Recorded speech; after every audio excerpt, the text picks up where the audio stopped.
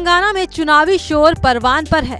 Congress, BRS, AIMIM और BJP ने जंग निजाम में अपनी पूरी ताकत झोंक दी है। चुनाव प्रचार का शोर थमने से पहले पीएम मोदी ने खुद सियासी माहौल भाजपा में बनाने के लिए मोर्चा संभाल लिया है।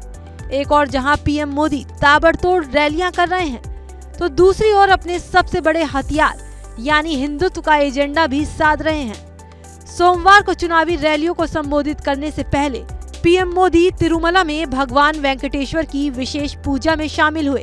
विधि विधान से पूजा अर्चना की। प्रधानमंत्री बनने के बाद नरेंद्र मोदी चौथी बार तिरुपति बालाजी के दरबार में दर्शन करने के लिए पहुंचे।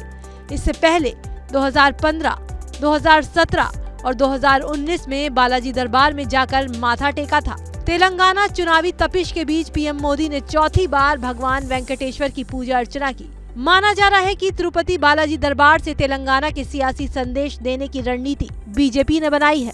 पीएम मोदी रविवार रात विशेष विमान से तिरुपति हवाई अड्डे पहुंच गए थे और सोमवार सुबह तिरुमाला मंदिर पहुंचे। प्रधानमंत्री ने भगवान वेंकटेश्वर के दर्शन किए और कुछ समय मंदिर में बिताया। भगवान के दर्शन के बाद पीएम मोदी वैदिक विद्वानों का आशीर्वाद और प्रसाद लिया। बालाजी दरबार में हाजिरी लगाने के बाद पीएम तेलंगाना में बीजेपी के चुनावी अभियान को धार देने के लिए 2 चुनावी रैलियों को संबोधित भी किया। यानी ये तो तय है कि मोदी के टेंपल रन से बीजेपी हिंदुत्व का एजेंडा चुनावी रणभूमि में सेट करने की कवायद कर रही है। आमतौर पर माना जाता है कि उत्तर भारत की राजनीति में हिंदुत्व हावी है, लेकिन दक्षिण भारत में भी मंदिर की सियासत जबरदस्त तरीके से हो रही है। यही वजह है कि बीजेपी हिंदी पट्टी वाले राज्यों की तरह साउथ में भी हिंदुत्व का एजेंडा सेट करने में जुटी है।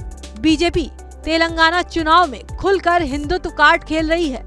पार्टी ने इस बार एक भी मुस्लिम को टिकट नहीं दिया और वादा किया है कि सत्ता आते ही मुस्लिमों के 4% आरक्षण को खत्म कर देंगे।